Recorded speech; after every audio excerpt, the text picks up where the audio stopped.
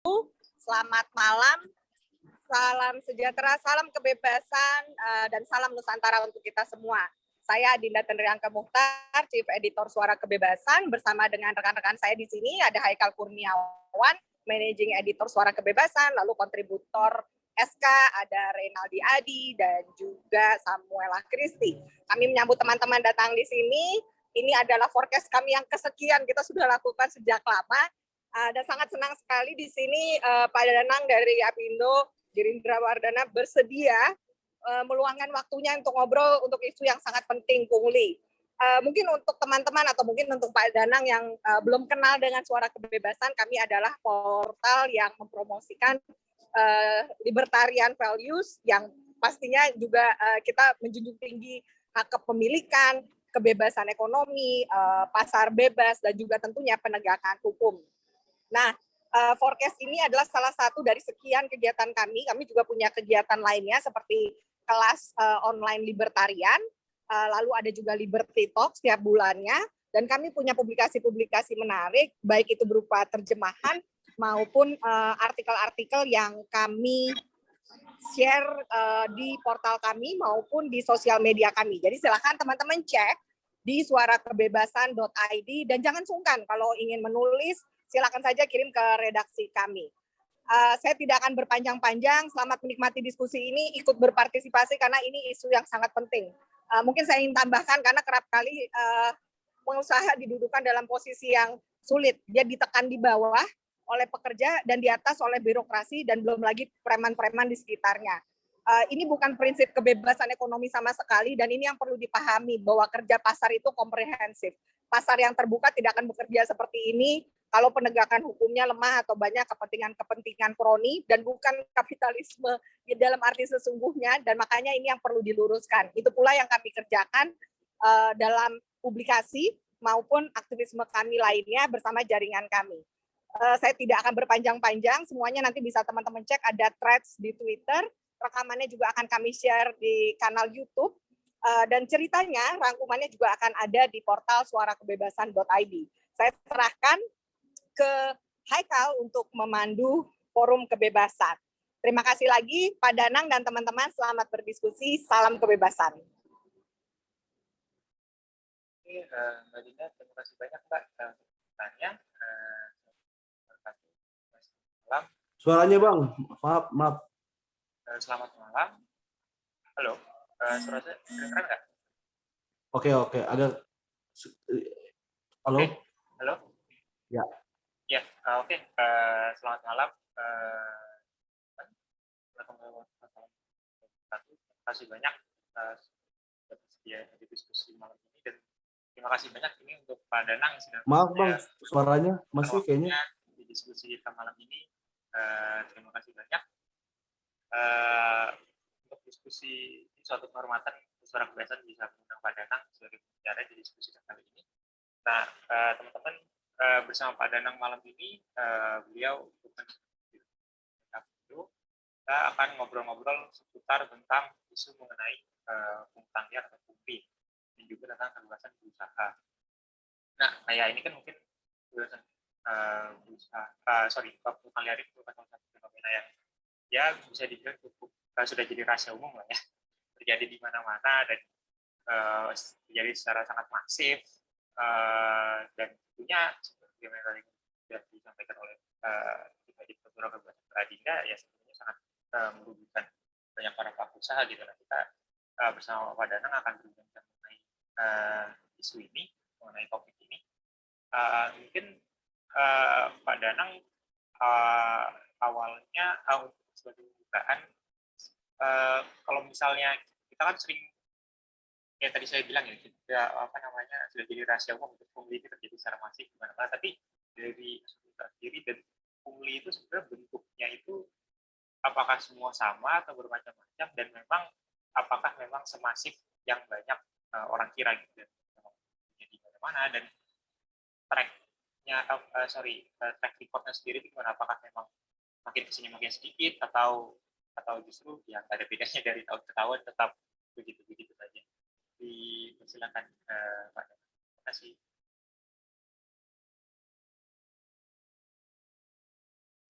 Mas Haikal, suaramu agak putus-putus. Mungkin mikrofonmu nggak terlalu pas. Tapi oke, saya bisa menangkap ya. Jadi Mas Haikal kan tanya soal pungli di dunia usaha. Masih banyak nggak sih? Sederhananya kan seperti itu. Betul Mas Haikal? Saya mau kembalikan pertanyaan itu kepada kawan-kawan. Jenengan pernah lihat nggak aktivitas pungli di lapangan? Oh, pernah lihat nggak aktivitas pungli di lapangan? Oke, barangkali pungli ini satu apa ya, penyakit masyarakat yang selama ini juga menjadi beban berat di perekonomian teman-teman di dunia usaha di tingkat mikro dan kecil ya. Kalau kita lihat jadi secara kasat mata itu teman-teman bisa melihat pungli sederhananya itu paling gampang menyamar sebagai petugas retribusi. Contoh di pasar, ya kan? Contoh di warung-warung, contoh teman membuka restoran atau kafe, didatangi sekelompok orang yang meminta jatah untuk mendapatkan keuntungan buat mereka sendiri. Ini contoh satu perilaku yang disebut dengan pungli. Jadi pungli itu bisa berangkat atau berasal dari masyarakat itu sendiri, komponen masyarakat, atau dari oknum aparat. Nah, ini kan menjadi satu penyakit masyarakat yang laten terjadi sampai saat ini. Mengapa ini terus-menerus terjadi? Itu ada dua hal. Pertama, terdapat masyarakat sendiri apatis untuk melaporkan hal itu, ya kan? Alah dipungli 2.000, 10.000, 20.000 di setiap lapak mereka, ya udahlah daripada ribut bagi aja uangnya gitu. Masyarakat menjadi kemudian sikap apatis itu muncul sikap pasrah. Ya udah bayar aja, urusan selesai gitu.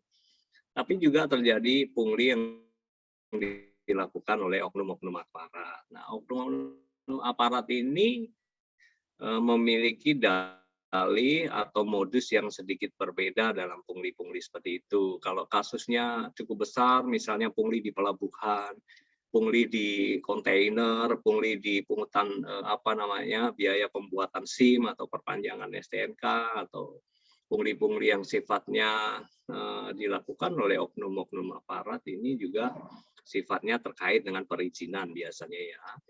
Kalau oleh masyarakat kan terkait dengan operasional sebuah badan usaha besar atau kecil. Nah, kita harus jeli untuk membedakan jenis pungli yang mana yang kita perlu sadari, ketahui, sehingga kita punya sebuah cara untuk mengatasi hal itu. Kita komponen masyarakat harus benar-benar bahu-membahu untuk memberantas pungli-pungli seperti ini. Tidak ada negara maju kalau masih tidak berani atau tidak berhasil memberantas premanisme atau pungli dengan kedok ormas, kedok preman, kedok setoran kepada oknum, itu kita masih negara yang sangat terbelakang di situ. Dan kalau teman-teman melihat lebih jelas perilaku pungli-pungli seperti ini, Anda harus turun ke lapangan. Dan ini tidak bisa dibuat semacam laporan individual atas korban pungli. Orang lebih takut melaporkan daripada sekedar keluar biaya kecil-kecil untuk pungli. Kayak ngono Mas Haikal. Nah, terima kasih Pak. Ini berarti suara saya udah jelas ya Pak? Nah, ini lebih bagus. Oke, terima kasih banyak Pak Danang. Nah, tadi kalau misalnya tadi Pak Danang memaparkan tentang ya pungli tadi jenisnya banyak, ada yang berkedok dari aparat, ada juga yang dari organisasi tertentu gitu ya. Nah, kalau dari tapi apakah memang pertama mungkin apakah memang semasif itu gitu yang seperti kita kira? Yang kedua, kalau dari Pak Danang, kalau untuk rekodnya sendiri kira-kira gimana Pak? Apakah memang dari tahun ke tahun itu membaik? Maksudnya jumlahnya semakin berkurang gitu ya, atau memang justru ya sama aja gitu dari kemarin-kemarin, dari 1-2 dekade yang lalu sampai sekarang nggak ada perubahan? Ya. Kalau saya bicara subjektif ya, atas pendapat saya sendiri ya, saya melihat bahwa kita belum berhasil memberantas pungli. Apakah jumlahnya menaik atau menurun, saya tidak punya angka itu. Tetapi saya pelaku usaha. Dan saya juga melihat teman-teman saya pelaku usaha, sangat banyak dari kategori UKM ataupun kategori usaha besar. Ya. Dulu saya juga salah satu salah satu pimpinan lembaga negara yang mengawasi soal pungli dan maladministrasi seperti ini. Jadi saya juga melihat atau sensitif terhadap isu-isu seperti itu. Dan saya lihat sendiri kejadian-kejadian pungli itu masih marak terjadi. Ini subjektif ya, karena tidak ada angka yang bisa kita pakai survei siapapun yang saya bisa baca apakah perilaku pungli ini menaik atau menurun. Saya tidak pernah menemukan hal itu, Mas Haikal. Tapi kita harus melihat di dalam konteks pembenahan reformasi birokrasi kita, itu output-nya atau outcome-nya itu sebenarnya adalah semakin rendahnya pungutan liar di layanan publik oleh pemerintah. Nah, bagaimana kemudian kita bisa mengukur terjadinya pungutan layanan publik di pemerintah yang secara liar terjadi, itu sebenarnya bisa dilihat dari seberapa terbuka masyarakat yang menjadi korban pungli berani melaporkan. Nah, saya senang nih diundang oleh teman-teman di Suara Kebebasan ini. Ini mesti menyuarakan, mendorong keberanian orang-orang korban pungli, berapapun nilai pungli itu, untuk disuarakan ke permukaan. Karena dengan cara itu kita bisa mengukur kemudian apakah perilaku pungli seperti ini menurun dari tahun ke tahun atau justru menaik. Kita tidak punya angka yang pasti. Mengapa kita nggak punya angka pasti? Karena tidak ada orang yang berani melaporkan pungli. Kalau orang berani melaporkan pungli, biasanya dia menjadi korban bullying juga, gitu. Nah, harus ada mekanisme tertentu untuk membuat whistleblower system sehingga orang berani melaporkan. Supaya mereka yang melaporkan itu identitasnya juga tersembunyi, tetapi juga harus diuji keakuratannya terhadap pungli. Jangan sekedar lempar isu bola panas saya di pungli tapi nggak berani bicara gitu.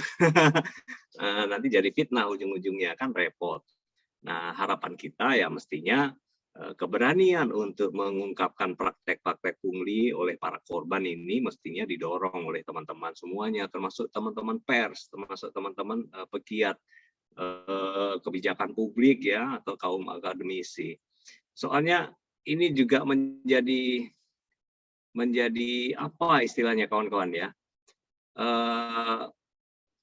perilaku pungli ini sudah ada zaman pemerintahan ada, zaman dahulu kala, saya nggak tahu kapan. Dan saya tahu di pemerintahan saat ini sudah sangat getol untuk memperbaiki sistem layanan publik, sistem regulasinya dengan proses debirokratisasi dan deregulasi. Tujuannya untuk memberantas pungutan liar, memberantas ketidakjelasan dalam proses perizinan, tetapi hampir seluruh proses-proses yang dibuat dalam regulasi-regulasi anyar itu, saya lihat belum berhasil yang disebut dengan pemberantasan pungli. Dulu, tahun 2016, ingat nggak teman-teman, Pak Presiden kita kan sempat mengeluarkan Perpres, saya lupa nomornya, Perpres 87 tahun 2016, Tim Saber Pungli. Wah, itu luar biasa itu, keanggotaannya juga dari pucuk pimpinan Polri sampai instansi-instansi pemerintah terkait pelayanan publik dilibatkan dalam rangka pemberantasan pungli. Tapi apakah itu sudah berhasil atau tidak? Nah, saya belum pernah membaca hasil evaluasi atau hasil cermatan dari kegiatan atau aktivitas itu. Mengingat setelah 2016 itu dilahirkan, kita juga tidak melihat ada cukup masif berita-berita keberhasilan dari tim saber pungli itu. Gitu Mas Haikal.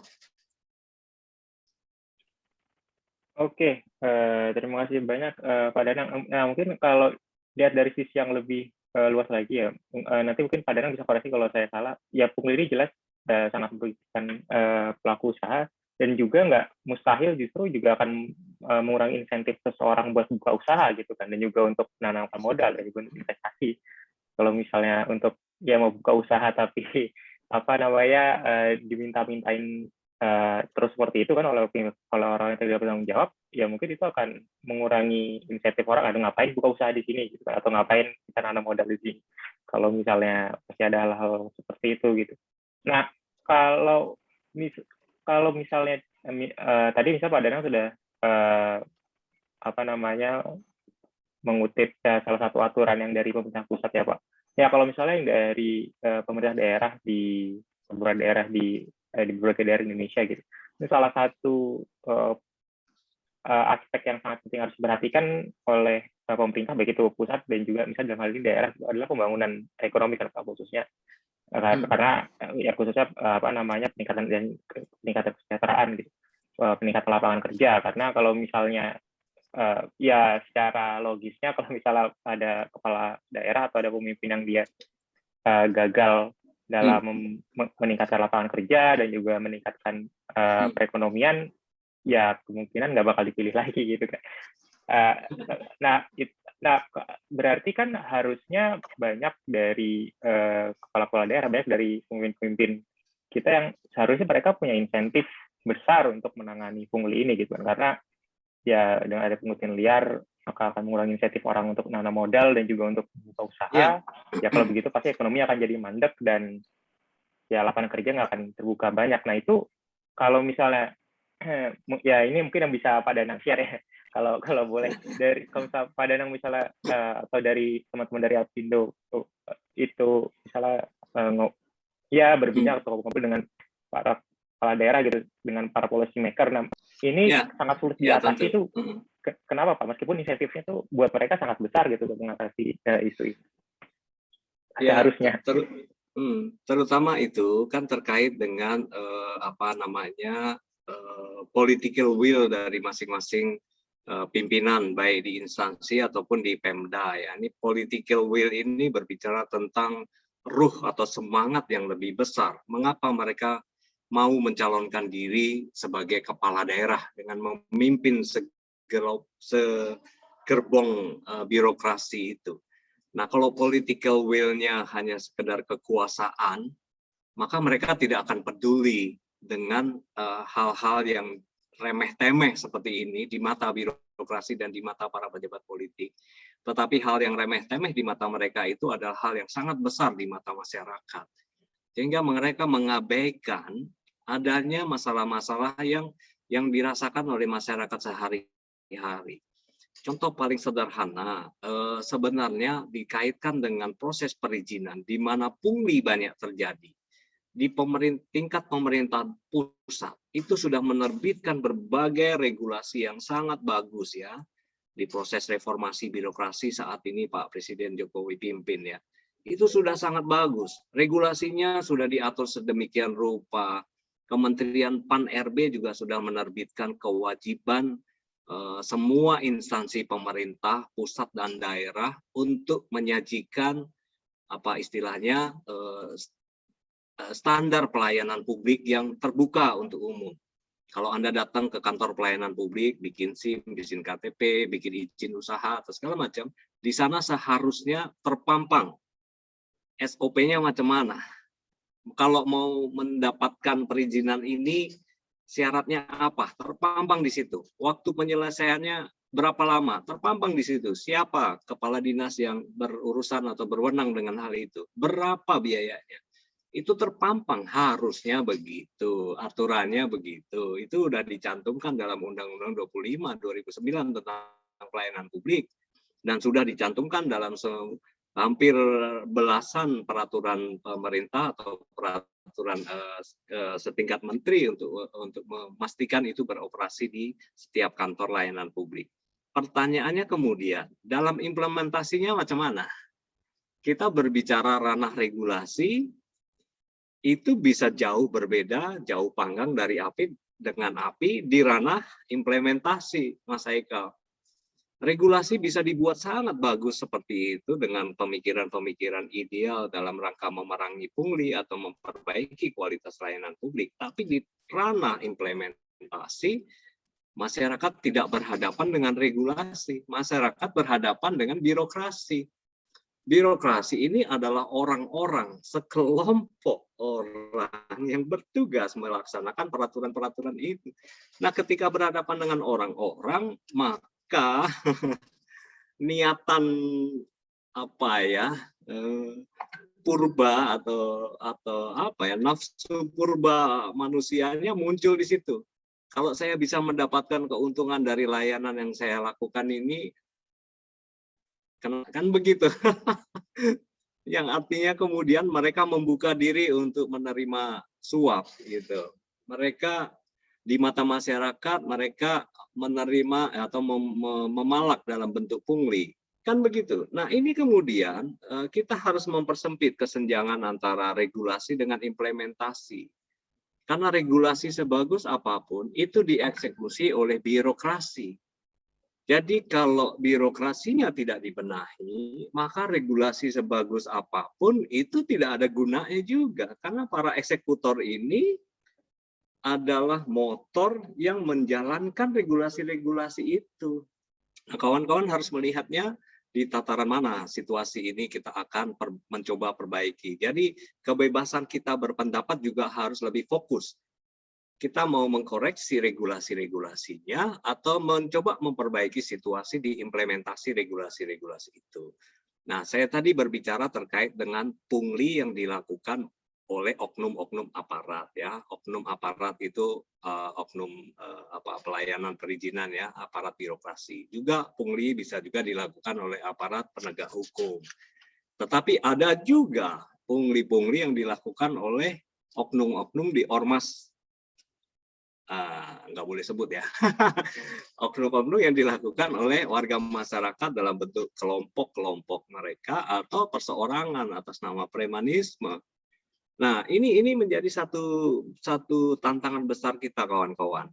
Kalau dunia usaha di tingkat yang kecil-kecil ya, UKM, mikro itu terus-menerus menjadi korban pungli dan mereka tidak memiliki tempat untuk menyuarakan keluhan mereka, maka situasi ini menjadi terbiarkan sehingga pungli itu menjadi seolah-olah sesuatu yang alami, natural, dan menjadi satu budaya di bangsa Republik Indonesia ini. Pungli, ada oknum datang, oke, siapin amplop 10.000, 20.000 perak. Jadi kita masyarakat ini menjadi permisif terhadap pungli itu. Karena awalnya tadi kesel, tetapi tidak berani mengungkapkan pendapat, akhirnya mereka kemudian terjebak dalam perilaku yang permisif. Ada itu datang, oke, siapin amplop. Oh, ada Pak itu datang, siapin amplop. Akhirnya kemudian masyarakat menjadi bagian dari perilaku pungli itu. Yang dulunya menjadi korban menjadi actively memberikan suap gitu. Secara aktif memberikan suap. Nah, ini yang harus kita geser, proses-proses pemikiran atau proses perilaku ini menjadi sebuah perbaikan-perbaikan yang penting untuk dilakukan. Teman-teman kan juga tahu bahwa contoh pungli-pungli yang banyak terjadi di UKM, UMKM ya tadi saya cerita ya, itu kan begitu masif dan korbannya tuh banyak gitu loh. Tapi tidak banyak yang mau bersuara. UKM kita ya, UMKM kita ini itu mendominasi kurang lebih 99% serapan kerja. Kalau pemerintah daerah, kalau dinas-dinas, kalau para pejabat penyelenggara pelayanan publik mengabaikan pemberantasan perilaku pungli, artinya mereka mengabaikan masyarakat yang membutuhkan lapangan kerja. Karena para pengusaha kecil itu tadi dipalak, sehingga mereka tidak memiliki cukup kemampuan usaha untuk merekrut lagi tenaga-tenaga kerja. Dan mereka patah hati untuk menyelenggarakan usahanya.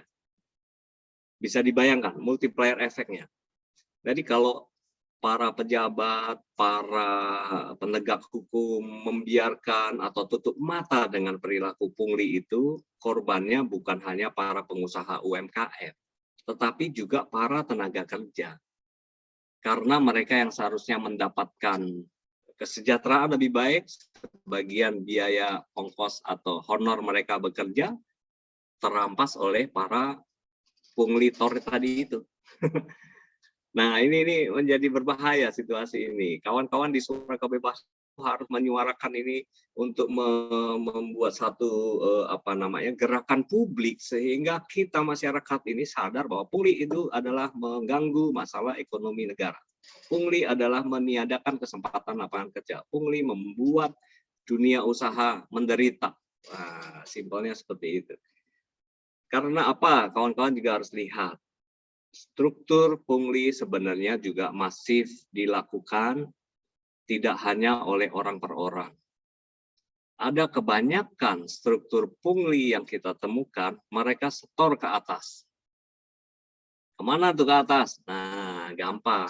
Kita bisa melihat di mana pungli itu terjadi. Masif nggak itu pungli terjadi? Dari para kolektor pungli-pungli itu, kemana larinya sebagian uang mereka? Gampang, tapi saya nggak boleh tuduh orang di dalam forum ini, ya kan? Mudah itu menemukannya. Aparat penegak hukum juga seharusnya gampang menemukannya. Wong kami orang sipil biasa juga bisa melihat dengan mata telanjang kok. Nah, gitu. Artinya apa? Pungli bisa dilakukan secara sistematis. Bekerja sama antara oknum aparat di lapangan dengan para masyarakat sipil yang memang bertugas mengkoleksi hasil dari pungli-pungli tadi. Itu Mas Haikal. Oke, terima kasih banyak Pak Danang. Sekali lagi teman-teman, Bapak Ibu-Ibu yang ingin, karena kita diskusi, ya ini diskusi santai, jadi kalau misalnya ada Bapak Ibu-Ibu ingin bertanya atau berkomentar, bisa lewat chat, moderator akan bacakan, atau bisa juga raise hand kalau ingin menyampaikan secara langsung, atau bisa juga chat pribadi saya yang nama Haikal Kurniawan, di chat saya ingin bertanya atau berkomentar gitu kepada Pak Danang, dipersilakan. Nah, mungkin ada pertanyaan atau komentar pertama dari Renaldi. Silakan Rey, kalau ada yang ingin disampaikan. Ya, terima kasih Bang Haikal. Terdengar ya, Bang? Terima kasih Pak Danang udah menjelaskan dan juga membuka, berani bersuara sedikit tentang adanya pungli yang terstruktur gitu kan.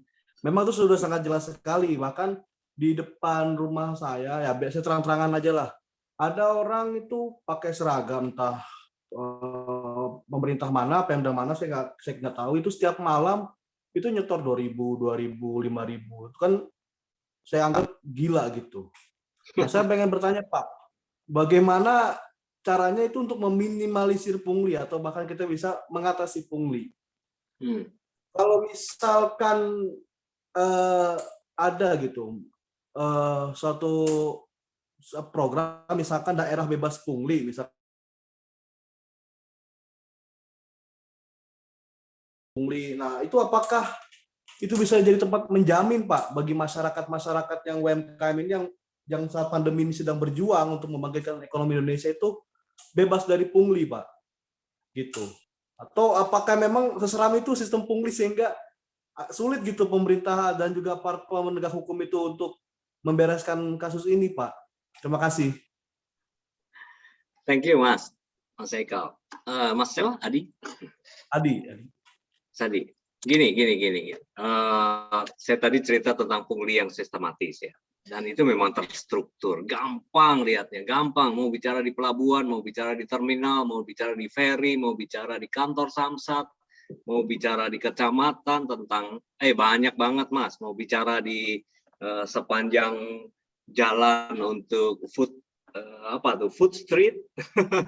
Gampang menemukan itu.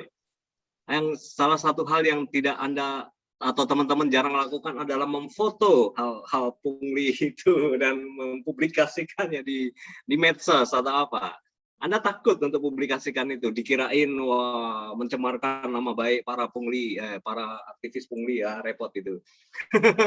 Nah, ini kan situasi yang sehari-hari kita hadapin. untuk memberantas pungli, satu-satunya adalah, bukan satu-satunya, ada dua cara besar di situ. Satu adalah bebaskan para birokrasi dari kenikmatan menerima sebagian keuntungan dari pungli itu. Bebaskan mereka, jangan sampai mereka ikut campur dalam menerima itu. Nah, piye cara nih, gitu kan? Padahal para aparat kita kan di apa istilahnya Mas Eka, disumpah untuk tidak menerima apapun yang berkaitan dengan jabatannya. Tapi itu kan bagi para pejabat tinggi. Bagi para pejabat level lapangan, sumpahnya tidak begitu kan? Nah, aliran-aliran ini yang diterimakan oleh oknum-oknum pejabat itu mesti dipotong di situ. Siapa yang bisa motong? Ya, kalau di pemerintahan kan ada inspektorat, ada propam, ada kan banyak tuh di polisian ada propam. Mereka bisa lihat dong aparat di bawahnya benar-benar membantu masyarakat dengan misi pelayanan atau membantu masyarakat dengan misi penghasilan. Kan beda sekali dengan misi pelayanan, ya harus beda betul dengan misi penghasilan gitu. Ini yang harus kita pikirkan, bagaimana memotong mereka mendapatkan keuntungan dari aktivitas pungli itu. Kalau mereka tidak menerima setoran ke atas, ya artinya mereka tidak menikmati, dan sehingga mereka bisa dengan bebas melakukan penegakan hukum terhadap praktek pungli.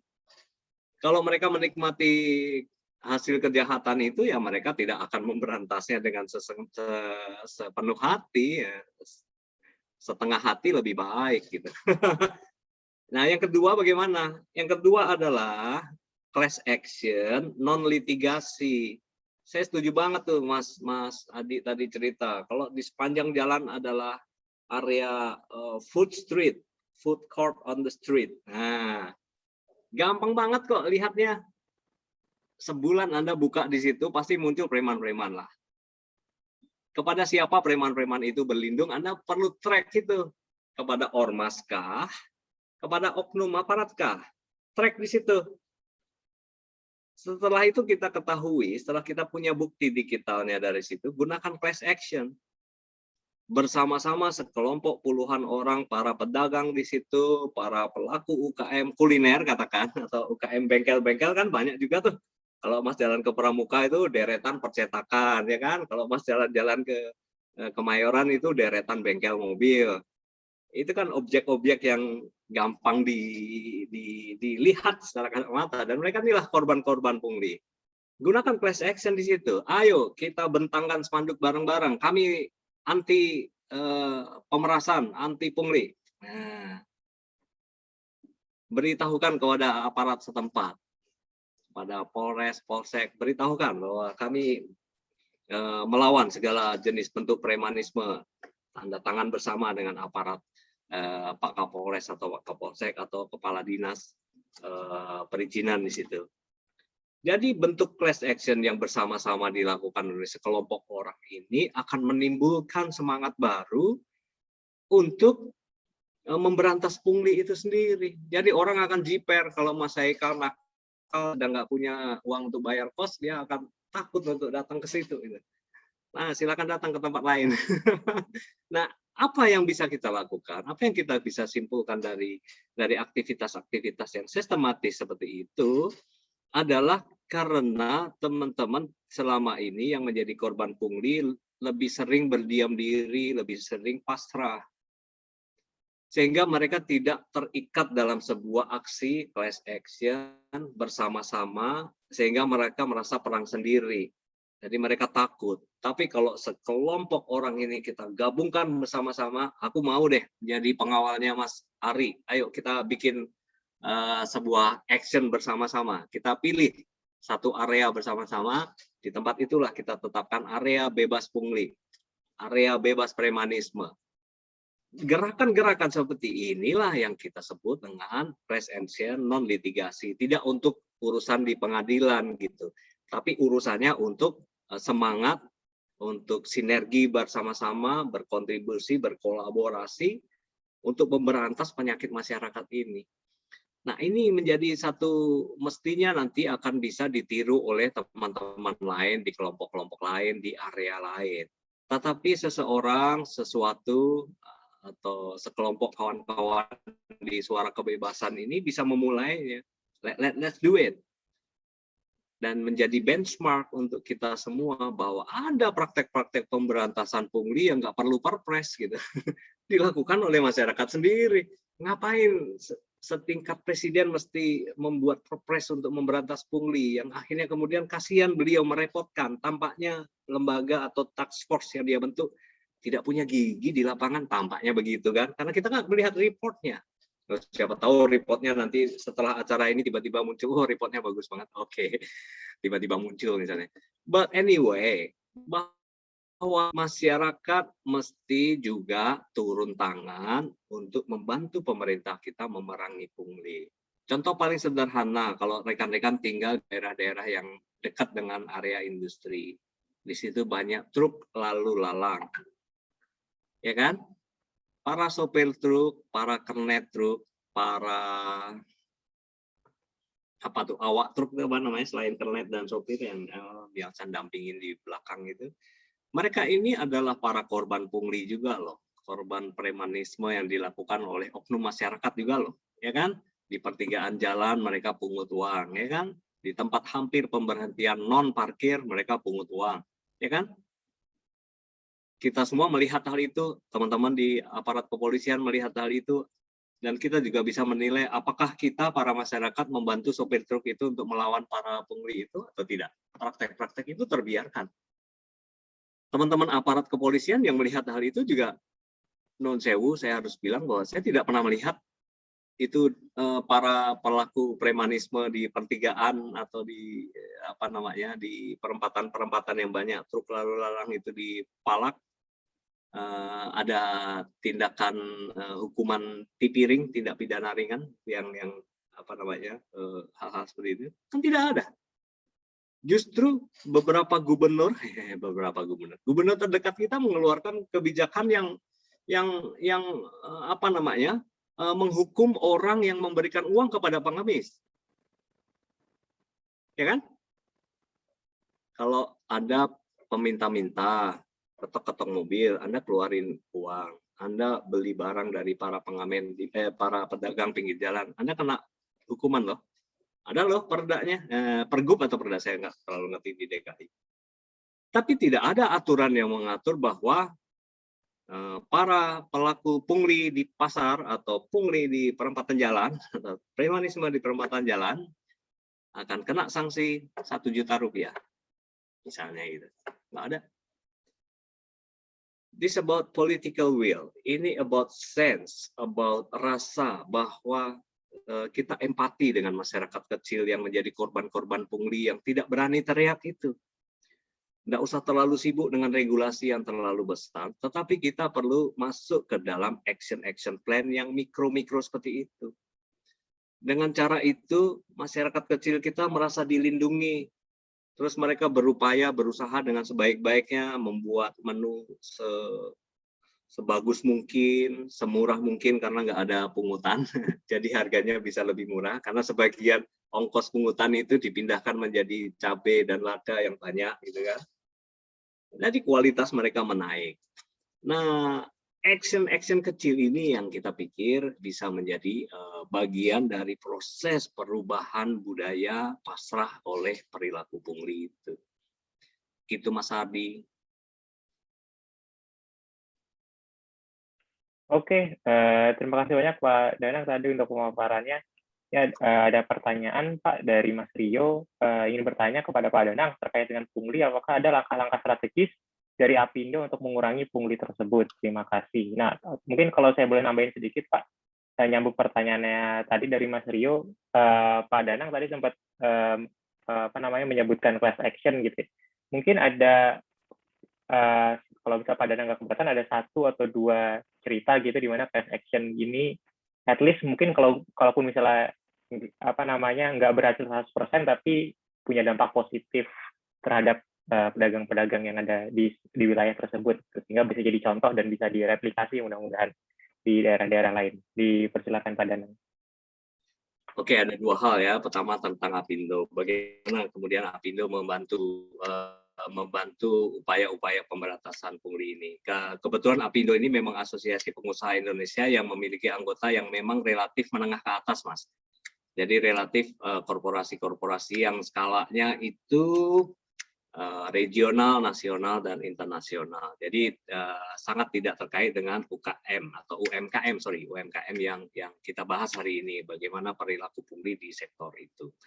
Nah, terkait dengan korporasi kelas menengah besar, itu pungli yang terjadi biasanya bukan di tahap operasional perusahaan itu, tetapi di tahap proses perizinannya. Ini beda sekali ya. Kalau di UMKM yang terjadi bukan di proses izinnya, tapi di operasionalnya itu.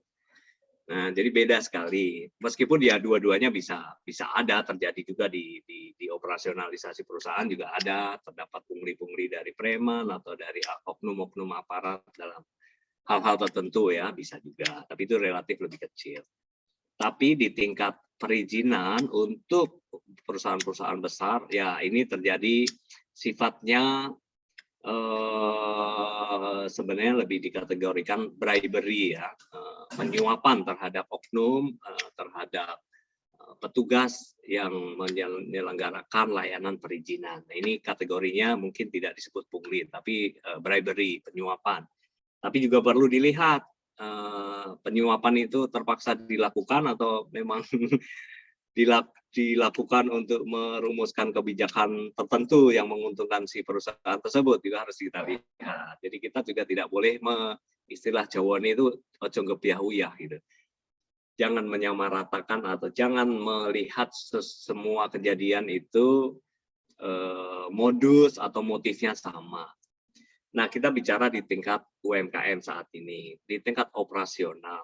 Seharusnya, sebenarnya, pemerintah kita kan sudah menerbitkan berbagai jenis perizinan yang gratis untuk UMKM.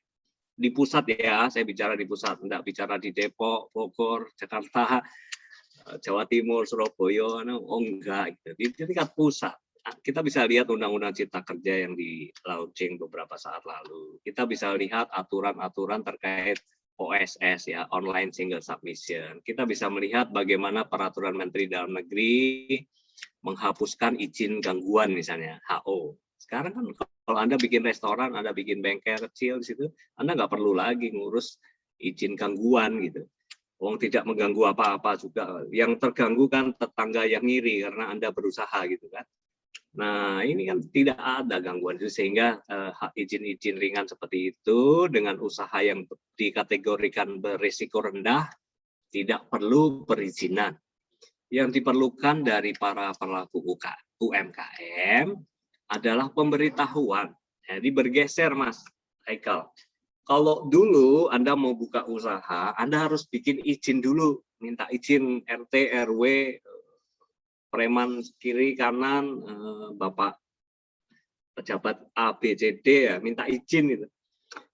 Dengan Anda memohon izin, ada peluang bagi mereka untuk mendapatkan keuntungan dari bantuan yang mereka berikan.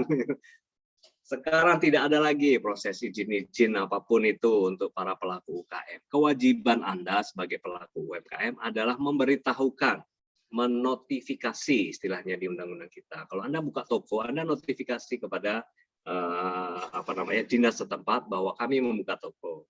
Untuk itu kami mohon bantuan untuk mendapatkan NPWP misalnya, atau NIB, nomor induk berusaha.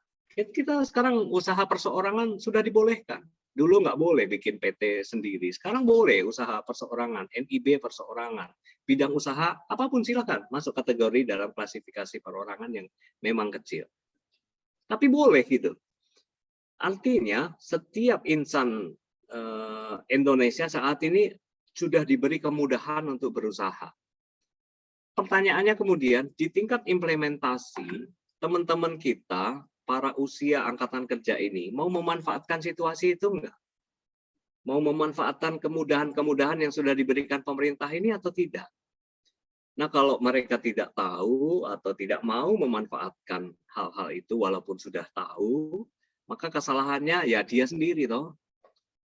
Terus kemudian dia berusaha membuat izin bla bla bla dan mengeluarkan sejumlah uang untuk izin bla bla bla, ya itu kan ketidaktahuan dia, gitu. Sehingga dia dimanfaatkan oleh oknum-oknum. Ini konteksnya begitu. Nah, Apindo di mana perannya dari situ? Nah, Apindo ini adalah asosiasi yang paling getol sejak zaman dahulu kala, paling getol untuk memperjuangkan proses ease of doing business di Indonesia. Getol sekali semangatnya itu memperbaiki regulasi. Terutama ketika saya juga mulai aktif di Apindo, kami sangat fokus pada membantu para pengurus Apindo yang terdiri dari banyak sektor perusahaan untuk menyuarakan regulasi-regulasi apa yang menghambat mereka tumbuh atau berkembang. Nah, kemudian kami melakukan program-program advokasi untuk memperbaiki sistem regulasinya. Misalnya terkait Undang-Undang Cipta Kerja, itu keterlibatan Apindo cukup erat. Terus kemudian sistem OSS, online single submission, peraturan Menteri Ketenagakerjaan, Menteri Perdagangan, Menteri Perindustrian, itu cukup banyak warna di situ di mana Apindo sangat aktif memberikan advokasi perbaikan regulasi sehingga dunia usaha kita di Indonesia ini bisa tumbuh dengan cepat. Dan untung Bapak Presiden kita bersama kabinetnya itu juga menyambut baik langkah-langkah upaya yang disodorkan oleh kami di Apindo. Kami apresiasi hal itu. Masalahnya adalah, kembali lagi nih masalahnya adalah setelah regulasi-regulasi itu jadi dan baik, gitu, regulasi yang baik ya, ada juga yang belum baik atau kurang baik, ada juga. Saya bicara regulasi yang baik. Setelah regulasi yang baik itu, bagaimana kemudian pertanyaan implementasi di lapangan? Nah, ini kan kembali lagi kepada birokratnya. Birokratnya ini bisa cepat enggak beradaptasi dengan regulasi-regulasi baru ini atau tidak? Birokrat ini masih pakai semangat, kalau bisa dipersulit, mengapa harus dipermudah atau enggak gitu? Apakah birokrasi kita juga sudah bermental revolusi industri 4.0 atau masih bermental non revolusi industri gitu? Masih against dari semangat investasi. Nah, pembenahan dari seluruh regulasi itu juga harus dibarengin dengan pembenahan mentalitas dan skill birokrasinya, Mas. Sehingga birokrasi yang pro investasi itu birokrasi yang kemudian bisa meningkatkan kesejahteraan masyarakat kita secara cepat dengan akselerasi yang bagus. Kita bisa melihat kok negara-negara lain yang semangat reformasi birokrasinya itu gencar ya, Jepang, Korea Selatan. Ya udah, dua contoh negara itu yang mereka kurang lebih bersamaan dengan kita di usia setelah mengalami terlibat dalam Perang Dunia Kedua atau Korean War, mereka tumbuh menjadi negara industri, negara trade yang sangat maju, belasan kali lipat dibanding Indonesia dengan usia yang sama gitu. Karena mereka mampu membenahi birokrasinya dengan baik. Tetapi kita masih ketinggalan di situ. Walaupun political will di tingkat kabinet kita sudah sangat bagus untuk menggencarkan semangat mereformasi regulasinya, menderegulasi regulasinya. Bagus, tapi di tingkat implementasinya masih walah-walah. Nah, karena tingkat implementasinya inilah di tingkat ranah birokrasi. Itulah peran-peran yang Apindo lakukan. Nah, tadi pertanyaan kedua itu terkait dengan apa tadi Mas Haikal? Saya catat tadi pertanyaan keduamu terkait dengan contoh ya, class action yang berhasil. Saya bilang saya tidak melihat Mas Haikal. Tapi saya sering menyuarakan hal ini karena saya kebetulan bukan pelaku usaha yang kecil seperti yang Mas bayangkan. Jadi saya juga tidak memiliki cukup span of control, kewenangan untuk menjangkau teman-teman yang di area itu. Tetapi kalau teman-teman ada yang berniatan begitu, aku mau menjadi kipermu gitu. Aku mau menjadi wingmanmu gitu. Yuk teman-teman, siapa leading? Mas Adi, Mas Haikal. Ayo pimpin sebuah daerah, pilih sebuah kawasan. Saya akan menjadi pendampingmu untuk ikut serta dalam hal itu. Kita tetapkan saja sebuah zona bebas pungli, zona bebas premanisme. Kita tanda tangani bersama-sama dengan Kapolres setempat, saya yang undang. Kita tanda tangani bersama-sama dengan kepala daerah setempat. Nah, ini akan menjadi satu daerah percontohan, sebuah kawasan percontohan di mana masyarakat bersatu padu melawan perilaku pungli. Saya belum menemukan, tapi saya pengen banget menemukan itu. Sayangnya cuma saat ini saya nggak punya wewenang untuk itu. Saya bukan pejabat pemerintah lagi. Saya juga tidak punya teman-teman kolaborasi seperti jenengan punya, banyak sekali. Ya. Let's do it. Kita satukan kekuatan itu. Biar saya bantu modalin. Nah, inilah kemudian semangat-semangat perjuangan seperti ini, saya yakin amplifikasi kawan-kawan di dunia pers itu akan besar. Dan ini akan menjadi gaung kita bersama-sama untuk aksi besar kita, clash action non litigasi, tidak perlu ke peradilan gitu, untuk menyuarakan perang melawan pungli dan premanisme. Mas, masa loh Mas, koncoku ya Mas ya. Koncoku itu ada mungkin ada 10-12an orang lah, sopir truk Mas, koncoku, tonggoku ya Mas. Sorry kok bahasa Jawa. Tetangga saya itu sopirku, tetangga saya itu 12 orang. Mereka sopir truk Mas. Setiap hari itu yang dibahas adalah pirang bungkus rokok sing tok tuku. Berapa bungkus rokok yang kamu beli gitu. Bukan untuk mereka ngerokok gitu.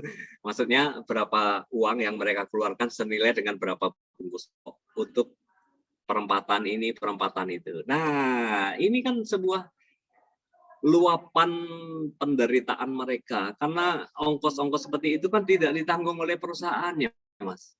Ditanggung oleh para sopir itu sendiri. Para preman dan para pungli itu tahu nggak kalau itu duitnya para sopir, bukan duit yang dari para perusahaan.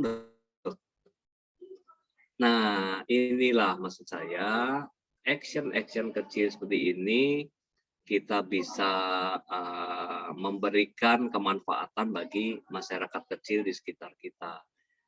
Dan kalau ini masif tersebar di seluruh Indonesia, maka berapa juta masyarakat kecil yang bekerja di sektor UMKM itu, ingat 99% tenaga kerja kita bekerja di sektor UMKM. Kalau itu dikuantifikasi secara angka itu artinya sekitar 150-an atau 140-an juta angkatan kerja kita yang bekerja walaupun di sektor UMKM, walaupun mereka bekerja paruh waktu, bekerja informal atau semi formal. Gitu Kang Mas. Oke, terima kasih banyak Pak Danang. Oh, ini Pak, sudah jam 8 lewat. Dari Pak Danang sendiri kira-kira bagaimana Pak? Apakah lagi atau bagaimana Pak dari Pak Danang sendiri? Yang mana Mas? Iya, kan sudah sekitar jam 8 Pak. Dari Pak Danang sendiri mungkin mau izin untuk lanjut atau ini Pak? Atau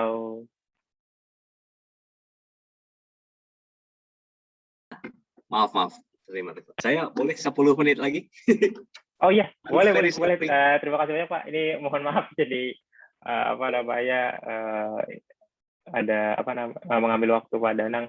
Kebetulan ada forum warga mau minta kehadiran saya di kampung saya ini. Ini maklumlah menjadi salah satu sesepuh yang belum sepuh di kampung saya. Oke, terima kasih banyak Pak Danang. Nah, tadi nyambung yang Pak Danang tadi sampaikan terkait dengan praktik pungli gitu ya, dan juga ya pentingnya kita beraksi gitu kan, melakukan aksi untuk menghadapi premanisme dan lain-lain.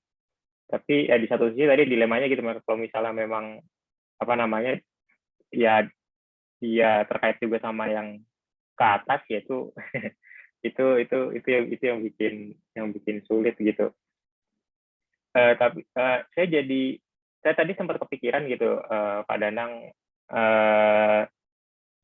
yang terkait dengan pertanyaan saya di awal, apakah ini semakin menurun atau semakin meningkat gitu ya, tapi data belum ada, jadi saya tadi sempat terbesit di pikiran mungkin kita bisa bikin ini sekedar sekilas pemikiran aja Pak, ide mentah seperti indeks gitu ya. Kalau misalnya seperti World Bank itu kan dia punya Ease of Doing Business Index gitu ya, yang mengukur tingkat kemudahan berusaha tingkat nasional, atau mungkin kalau tingkat nasional terlalu ambisius mungkin di beberapa provinsi gitu, seperti indeks bebas pungutan liar gitu kan.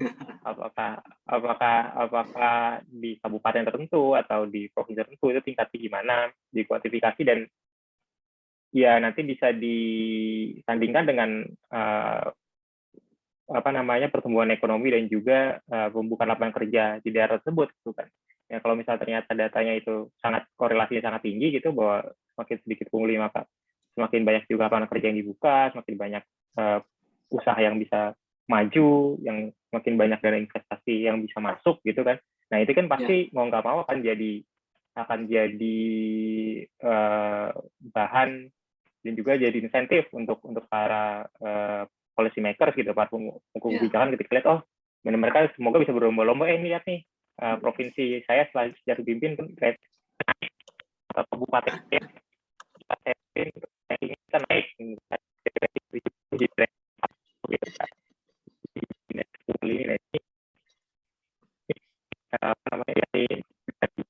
Mikrofonnya Bang Haikal. Suaranya agak putus-putus. hilang. Iya, ada.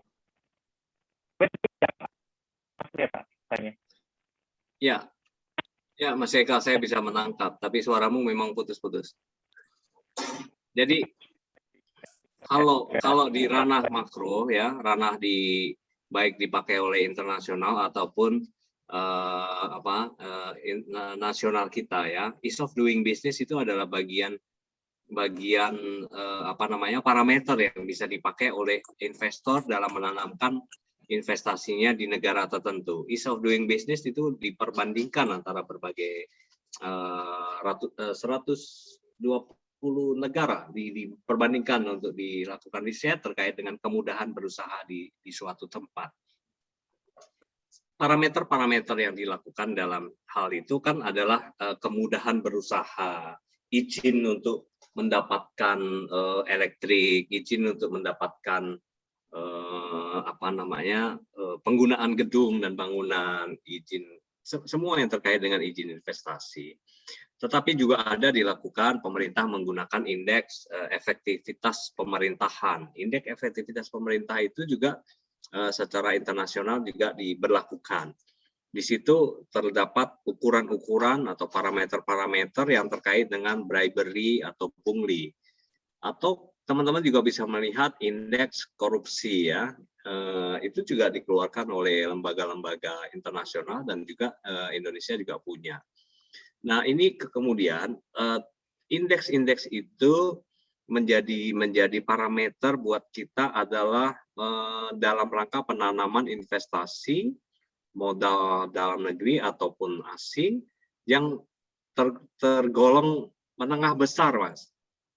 Tidak terlalu terkait dengan teman-teman investasi yang di level kecil mikro gitu. Mereka tidak terlalu terkena dampak indeks-indeks itu. Sementara pada kenyataannya pertumbuhan ekonomi kita itu juga didukung dari aktivitas UMKM gitu. Ketenaga kerjaan kita, rantai supply chain kita, kemudian purchasing power parity para tenaga kerja kita dan keluarga-keluarga di Indonesia itu justru berasal dari UMKM. Hanya sebagian kecil dari mereka yang bekerja di korporasi-korporasi besar. Itu perbandingannya mungkin cuma 3% banding 97 gitu. Nah, 97% inilah yang bergerak di sektor-sektor UMKM itu. Dan ketika kita berbicara untuk pemberantasan pungli, bribery atau premanisme di sektor UMKM itu, kemudian kita memberikan nilai peningkatan kesejahteraan pada masyarakat yang 97% itu. Inilah yang semangat down to earth yang harus kita gencarkan. Jangan hanya kita berpikir terkait hanya pada sektor-sektor investasi besar dalam rangka pemberantasan pungli.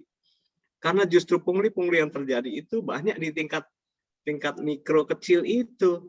Dan itu kasat mata. Kalau yang tingkat besar, sebut aja bribery deh. gitu, yang di korporasi besar yang di proses-proses perizinan. Nah, kalau kita bicara pungli dan premanisme justru di situ. Nah, kawan-kawan, kalau kita lihat rilis di Bank Dunia sektor indeks efektivitas pemerintah Indonesia itu kan menaik memang ya.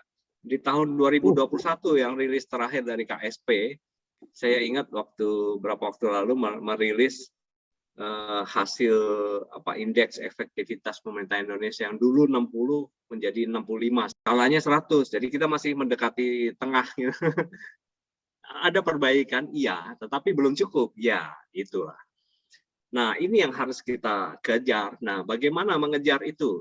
Artinya, kalau kita hanya memotret dinamika regulasi yang di atas, atau perizinan, atau pungli, atau bribery yang terjadi di ranah perizinan di tingkat perusahaan-perusahaan skala menengah besar, foto kita hanya secuil, Pak. Itu adalah faset kecil dari seluruh bingkai masalah yang terjadi secara lebih besar. Karena yang besar itu terlihat di masyarakat, di kehidupan keseharian para pelaku ekonomi tingkat kecil itu. Nah, kita kadang-kadang salah membidik gitu. Regulasi-regulasi kita sudah bagus, tapi implementasi di tingkat bawah ini tidak ada yang mengkawal gitu. Saya berbicara di kampung saya nih, di Bogor nih. Nggak usah deh sebut kampung, nanti saya dipermuti pula oleh Ibu Bupati. Tapi let's thinking gini ya. Saya punya kafe kecil ya. Saya punya usaha kecil juga, mikro kecil. Saya punya kafe di Jakarta Selatan, di mall, salah satu mall di Jakarta Selatan.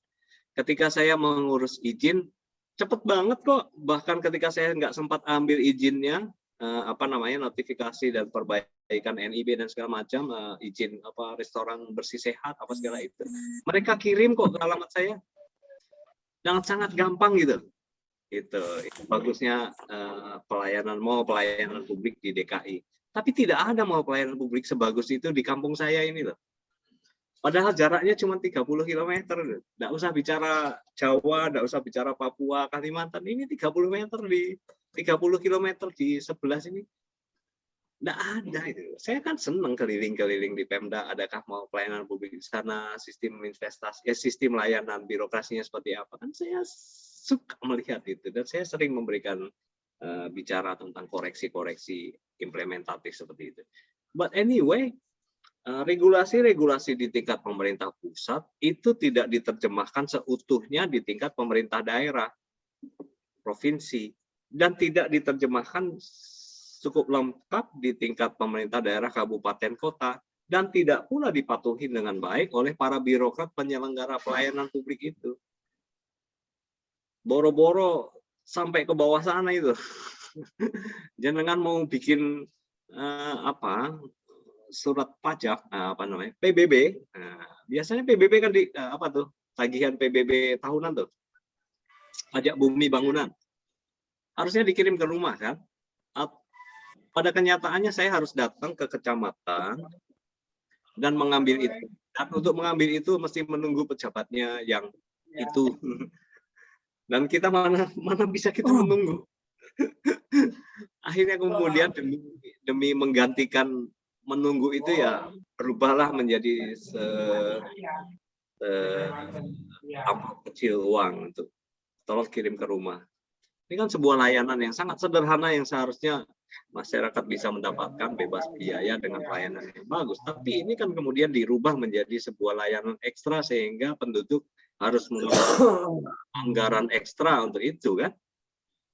Ini tingkat yang pribadi ini. Nah, yang tingkat para pengusaha-pengusaha itu, aduh, kalau mereka didatangi baik proposal sunatan, proposal 17-an, proposal hari Sumpah Pemuda, nanti proposal akhir tahun, proposal Lebaran. Kalau mereka nggak kasih, yang terjadi kemudian adalah mereka dibenci oleh sekelompok orang di situ. Kemudian mereka dipersulit, diancam-ancam satpamnya, diancam sopirnya, kan macam itu, Mas. Siapa yang melindungi para pengusaha yang setiap bulan dapat proposal aneh-aneh itu? Ini kan kejadian-kejadian real yang kita alami sehari-hari di kampung, ya kan? Apakah kemudian aturan-aturan pemerintah, aturan-aturan Pemda menjangkau untuk mengatasi masalah-masalah seperti itu? Ya pada kenyataannya tidak, meskipun itu adalah jelas-jelas perilaku pungli dan bribery, ditambah ancaman kalau tidak berikan ya nanti jalannya saya palang pakai pohon pisang. Nah, ini maksud saya bahwa serangkaian regulasi yang bagus di tingkat atas tidak serta-merta akan menghasilkan layanan pemerintah yang berkualitas di tingkat bawah.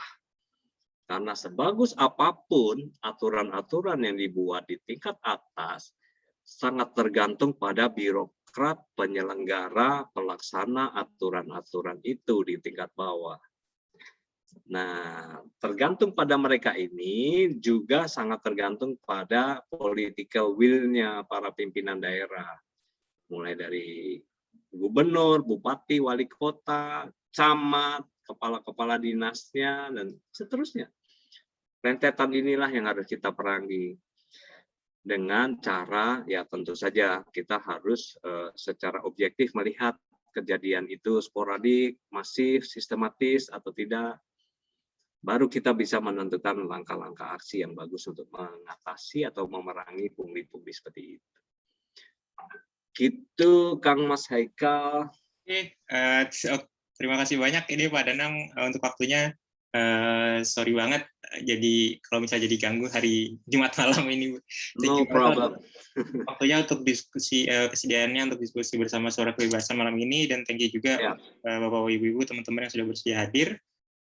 Kita di Suara Kebebasan biasanya kalau setelah selesai diskusi ada sesi foto bareng. Kalau misalnya ada teman-teman Bapak Ibu yang nggak keberatan nyalain kamera, boleh nyalain kamera, tapi kalau misalnya lagi ada halangan tidak apa-apa juga.